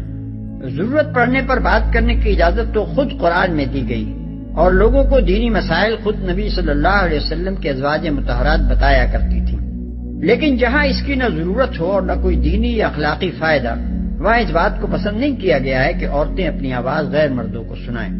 چنانچہ نماز میں اگر امام بھول جائے تو مردوں کو حکم ہے کہ سبحان اللہ کہیں، مگر عورتوں کو ہدایت کی گئی ہے کہ اپنے ایک ہاتھ پر دوسرا ہاتھ مار کر امام کو متنبہ کریں۔ بخاری اور مسلم۔ احمد، ترمذی، ابو داؤد، نسائی، ابن ماجہ۔ اللہ سے توبہ کرو، یعنی ان لغزشوں اور غلطیوں سے توبہ کرو جو اس معاملے میں اب تک کرتے رہے ہو، اور آئندہ کے لیے اپنے طرز عمل کی اصلاح ان ہدایات کے مطابق کر لو جو اللہ اور اس کے رسول نے دی ہیں، فلاح پاؤ گے۔ اس موقع پر مناسب معلوم ہوتا ہے کہ ان دوسری اصلاحات کا بھی ایک خلاصہ دے دیا جائے جو ان احکام کے نزول کے بعد قرآن کی روح کے مطابق نبی صلی اللہ علیہ وسلم نے اسلامی معاشرے میں رائج فرمائی۔ 1، آپ نے محرم رشتہ داروں کی غیر موجودگی میں دوسرے لوگوں کو، خواہ وہ رشتہ دار ہی کیوں نہ ہو، کسی عورت سے تنہا ملنے اور اس کے پاس تنہا بیٹھنے سے منع فرما دیا۔ حضرت جابر بن عبداللہ رضی اللہ عنہ کی روایت ہے کہ آپ نے فرمایا، جن عورتوں کے شوہر باہر گئے ہوئے ہوں ان کے پاس نہ جاؤ، کیونکہ شیطان تم میں سے ایک شخص کے اندر خون کی طرح گردش کر رہا ہے۔ ترمذی۔ انہی حضرت جابر رضی اللہ عنہ کی دوسری روایت ہے کہ حضور صلی اللہ علیہ وسلم نے فرمایا، جو شخص اللہ اور روز آخر پر ایمان رکھتا ہو وہ کبھی کسی عورت سے تنہائی میں نہ ملے جب تک کہ اس کے ساتھ اس عورت کا کوئی محرم نہ ہو، کیونکہ تیسرا اس وقت شیطان ہوتا ہے۔ احمد۔ قریب اسی مضمون کی ایک اور روایت امام احمد نے عامر بن ربیعہ سے نقل کی ہے۔ اس معاملے میں حضور صلی اللہ علیہ وسلم کی اپنی احتیاط کا یہ عالم تھا کہ ایک دفعہ رات کے وقت آپ حضرت صفیہ رضی اللہ عنہا کے ساتھ ان کے مکان کی طرف جا رہے تھے۔ راستے میں 2 انصاری پاس سے گزرے، آپ نے ان کو روک کر ان سے فرمایا، میرے ساتھ میری بیوی صفیہ رضی اللہ عنہا ہیں۔ انہوں نے عرض کیا سبحان اللہ یا رسول اللہ، بھلا آپ کے متعلق بھی کوئی بدگمانی ہو سکتی ہے؟ فرمایا شیطان آدمی کے اندر خون کی طرح گردش کرتا ہے، مجھے اندیشہ ہوا کہ کہیں وہ تمہارے دل میں کوئی برا گمان نہ ڈال دے۔ ابو داؤد۔ 2، آپ نے اس کو بھی جائز نہیں رکھا کہ کسی مرد کا ہاتھ کسی غیر محرم عورت کے جسم کو لگے، چنانچہ آپ مردوں سے بیعت تو ہاتھ میں ہاتھ لے کر کرتے تھے، لیکن عورتوں سے بیعت لینے کا یہ طریقہ آپ نے کبھی اختیار نہیں فرمایا۔ حضرت عائشہ رضی اللہ عنہا کہتی ہیں کہ نبی صلی اللہ علیہ وسلم کا ہاتھ کبھی کسی غیر عورت کے جسم کو نہیں لگا، آپ عورت سے صرف زبانی عہد لیتے تھے، اور جب وہ عہد کر چکتی تو فرماتے جاؤ بس تمہاری بیعت ہو گئی۔ ابو داؤد کتاب الخراج۔ 3، آپ نے عورت کو محرم کے بغیر تنہا یا غیر محرم کے ساتھ سفر کرنے سے سختی کے ساتھ منع فرما دیا۔ بخاری و مسلم میں ابن عباس رضی اللہ عنہ کی روایت ہے کہ حضور صلی اللہ علیہ وسلم نے خطبے میں فرمایا، کوئی مرد کسی عورت سے خلوت میں نہ ملے جب تک کہ اس کے ساتھ اس کا کوئی محرم نہ ہو، اور کوئی عورت سفر نہ کرے جب تک کہ اس کا کوئی محرم اس کے ساتھ نہ ہو۔ ایک شخص نے اٹھ کر عرض کیا، میری بیوی حج کو جا رہی ہے اور میرا نام فلاں مہم پر جانے والوں میں لکھا جا چکا ہے۔ حضور صلی اللہ علیہ وسلم نے فرمایا، اچھا تو تم اپنی بیوی کے ساتھ حج کو چلے جاؤ۔ اس مضمون کی متعدد احادیث ابن عمر، ابو سعید خدری اور ابو ہریرہ رضی اللہ عنہم سے معتبر کتب حدیث میں مروی ہیں، جن میں صرف مدت سفر یا مسافت سفر کے اعتبار سے اختلاف بیان ہے، مگر اس امر میں اتفاق ہے کہ کسی مومن عورت کے لیے جو اللہ اور یوم آخر کو مانتی ہو محرم کے بغیر سفر کرنا حلال نہیں ہے۔ ان میں سے کسی حدیث میں 12 میل یا اس سے زیادہ کے سفر پر پابندی کا ذکر ہے، کسی میں 1 دن، کسی میں 1 شب و روز، کسی میں 2 دن اور کسی میں 3 دن کی حد بتائی گئی ہے۔ لیکن یہ اختلاف ان احادیث کو نہ تو ساقط الاعتبار بنا دیتا ہے اور نہ اس کی وجہ سے یہی ضروری ہے کہ ہم ان میں سے کسی ایک روایت کو دوسری روایتوں پر ترجیح دے کر اس حد کو قانونی مقدار قرار دینے کی کوشش کریں جو اس روایت میں بیان ہوئی ہو، اس لیے کہ اس اختلاف کی یہ معقول وجہ سمجھ میں آ سکتی ہے کہ مختلف مواقع پر جیسی صورت معاملہ حضور صلی اللہ علیہ وسلم کے سامنے پیش ہوئی ہو، اسی کے لحاظ سے آپ نے حکم بیان فرمایا ہو۔ مثلا کوئی عورت 3 دن کی مسافت پر جا رہی ہو اور آپ نے اسے محرم کے بغیر جانے سے منع فرمایا ہو، اور کوئی 1 دن کی مسافت پر جا رہی ہو اور آپ نے اسے بھی روک دیا ہو۔ اس میں مختلف سائلوں کے الگ الگ حالات اور ہر ایک کو آپ کے مختلف جوابات اصل چیز نہیں ہیں، بلکہ اصل چیز وہ قاعدہ ہے جو اوپر ابن عباس والی روایت میں ارشاد ہوا ہے، یعنی سفر جسے عرف عام میں سفر کہا جاتا ہے محرم کے بغیر کسی عورت کو نہ کرنا چاہیے۔ 4، آپ نے عورتوں اور مردوں کے اختلاط کو روکنے کی عملاً بھی کوشش فرمائی اور قولاً بھی اس سے منع فرمایا۔ اسلامی زندگی میں جمعہ اور جماعت کی جو اہمیت ہے کسی صاحب علم سے پوشیدہ نہیں۔ جمعے کو اللہ نے خود فرض کیا ہے اور نماز باجماعت کی اہمیت کا اس سے اندازہ کیا جا سکتا ہے کہ اگر کوئی شخص بلا عذر مسجد میں حاضر نہ ہو اور اپنے گھر میں نماز پڑھے تو نبی صلی اللہ علیہ وسلم کے قول کے مطابق اس کی نماز مقبول ہی نہیں ہوتی۔ ابو داؤد، ابن ماجہ، دارقطنی، حاکم بروایت ابن عباس۔ لیکن نبی صلی اللہ علیہ وسلم نے عورتوں کو جمعے کی فرضیت سے مستثنا قرار دیا۔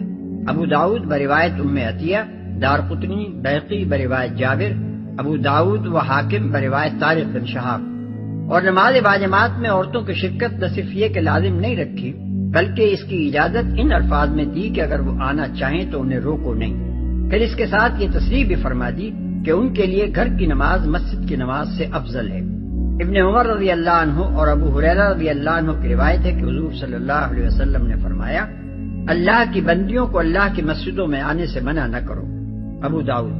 دوسری روایات ابن عمر رضی اللہ عنہ سے ان الفاظ اور ان سے ملتے جلتے الفاظ میں ہیں، عورتوں کو رات کے وقت مسجدوں میں آنے کی اجازت دو۔ بخاری، مسلم، ترمذی، نسائی، ابو داؤد۔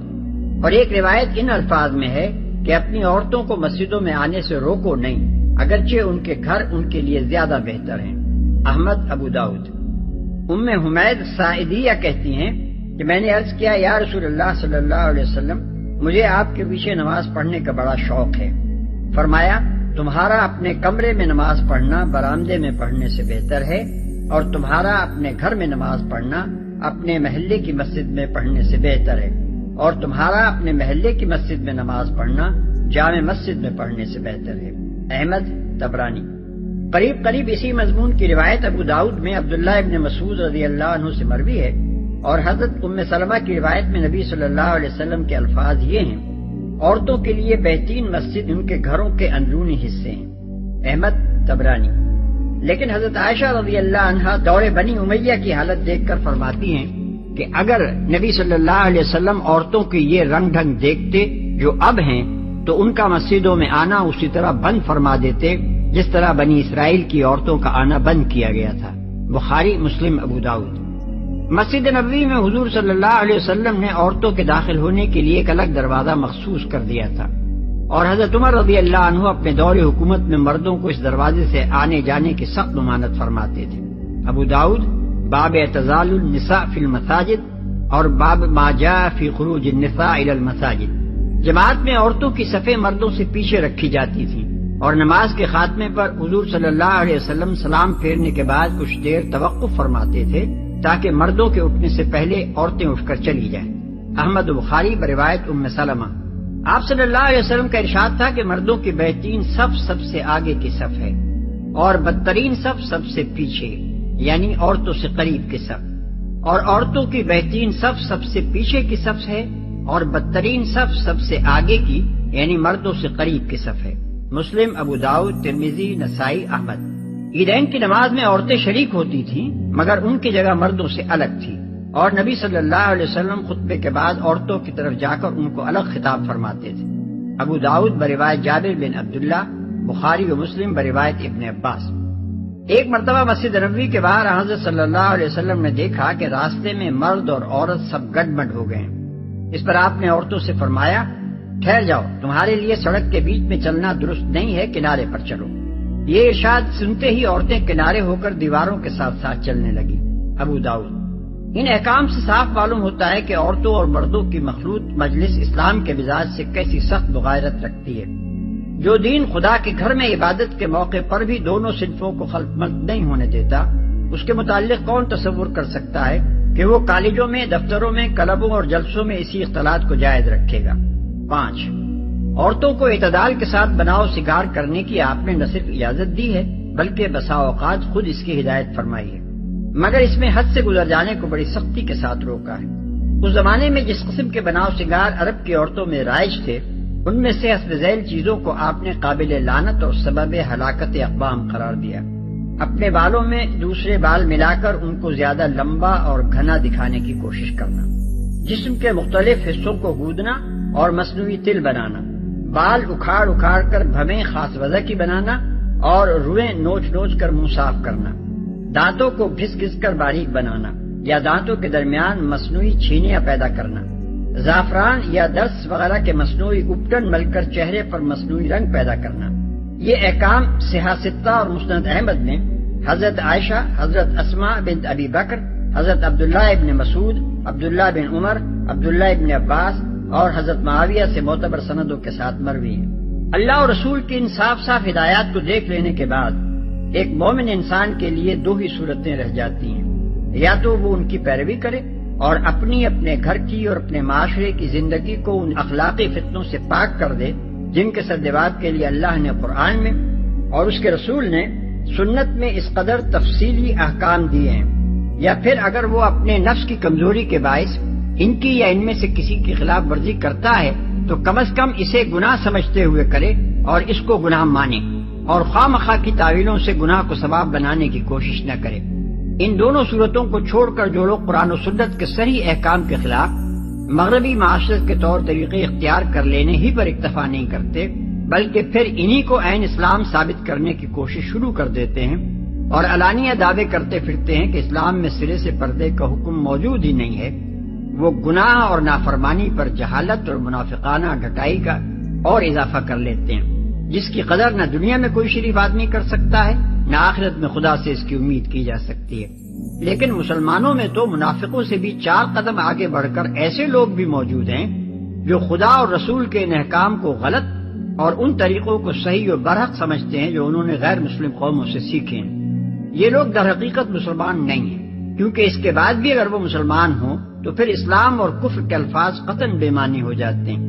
اگر یہ لوگ اپنے نام بدل دیتے اور علانیہ اسلام سے نکل جاتے تو ہم کم از کم ان کی اخلاقی جرأت کا اعتراف کرتے، لیکن ان کا حال یہ ہے کہ یہ خیالات رکھتے ہوئے بھی وہ مسلمان بنے پھرتے ہیں. انسانیت کی اس سے زیادہ ذلیل قسم غالباً دنیا میں اور کوئی نہیں پائی جاتی۔ اس سیرت و اخلاق کے لوگوں سے کوئی جال سازی، کوئی فریب، کوئی دغابازی اور کوئی خیانت بھی خلاف توقع نہیں ہے۔ کچھ دیر نہ گزری تھی کہ ان دونوں عورتوں میں سے ایک شرم و حیا کے ساتھ چلتی ہوئی اس کے پاس آئی اور کہنے لگی، میرے والد آپ کو بلا رہے ہیں تاکہ آپ نے ہمارے لیے جانوروں کو پانی کیوں پلایا ہے، اس کا اجر آپ کو دیں۔ موسیٰ جب اس کے پاس پہنچا اور اپنا سارا قصہ اسے سنایا تو اس نے کہا، کچھ خوف نہ کرو، اب تم ظالم لوگوں سے بچ نکلے ہو۔ شرم و حیا کے ساتھ چلتی ہوئی اس کے پاس آئی۔ حضرت عمر رضی اللہ عنہ نے اس فقرے کی یہ تشریح کی ہے کہ وہ شرم و حیا کے ساتھ چلتی ہوئی اپنا منہ گھونگھٹ سے چھپائے ہوئے آئی، ان بے باک عورتوں کی طرح درانہ نہیں چلی آئی جو ہر طرف نکل جاتی اور ہر جگہ جا گھستی ہیں۔ اس مضمون کی متعدد روایات سعید بن منصور، ابن جریر، ابن ابی حاتم اور ابن المنذر نے معتبر سندوں کے ساتھ حضرت عمر رضی اللہ عنہ سے نقل کی ہیں۔ اس سے صاف معلوم ہوتا ہے کہ صحابہ کرام رضوان اللہ تعالی علیہم اجمعین کے عہد میں حیاداری کا اسلامی تصور جو قرآن اور نبی صلی اللہ علیہ وسلم کی تعلیم و تربیت سے ان بزرگوں نے سمجھا تھا، چہرے کو اجنبیوں کے سامنے کھولے پھرنے اور گھر سے باہر بے باکانہ چلت پھرت دکھانے کے قطعاً خلاف تھا۔ حضرت عمر رضی اللہ عنہ صاف الفاظ میں یہاں چہرہ ڈھانکنے کو حیا کی علامت اور اسے اجانب کے سامنے کھولنے کو بے حیائی قرار دے رہے ہیں۔ اس کا اجر آپ کو دیں۔ یہ بات بھی شرم و حیا ہی کی وجہ سے انہوں نے کہی، کیونکہ ایک غیر مرد کے پاس اکیلی جگہ آنے کی کوئی معقول وجہ بتانی ضروری تھی، ورنہ ظاہر ہے کہ ایک شریف آدمی نے اگر عورت ذات کو پریشانی میں مبتلا دیکھ کر اس کی کوئی مدد کی ہو تو اس کا بدلہ دینے کے لیے کہنا کوئی اچھی بات نہ تھی، اور پھر اس بدلے کا نام سن لینے کے باوجود حضرت موسیٰ علیہ السلام جیسے عالی ظرف انسان کا چل پڑنا یہ ظاہر کرتا ہے کہ وہ اس وقت انتہائی اضطرار کی حالت میں تھے، بے سر و سامانی کے عالم میں یکایک مصر سے نکل کھڑے ہوئے تھے، مدین تک کم از کم 8 دن میں پہنچے ہوں گے، بھوک پیاس اور سفر کی تکان سے برا حال ہوگا، اور سب سے بڑھ کر یہ فکر ہوگی کہ اس دیار غیر میں کوئی ٹھکانہ میسر آئے اور کوئی ایسا ہمدرد ملے جس کی پناہ میں رہ سکے۔ اسی مجبوری کی وجہ سے یہ لفظ سن لینے کے باوجود کہ ذرا سی خدمت کا اجر دینے کے لیے بلایا جا رہا ہے، حضرت موسیٰ علیہ السلام نے جانے میں تامل نہ کیا۔ انہوں نے خیال فرمایا ہوگا کہ خدا سے ابھی ابھی جو دعا میں نے مانگی ہے اسے پورا کرنے کا یہ سامان خدا ہی کی طرف سے ہوا ہے، اس لیے اب خوامخواہ خودداری کا مظاہرہ کر کے اپنے رب کے فراہم کردہ سامان میزبانی کو ٹھکرانا مناسب نہیں ہے۔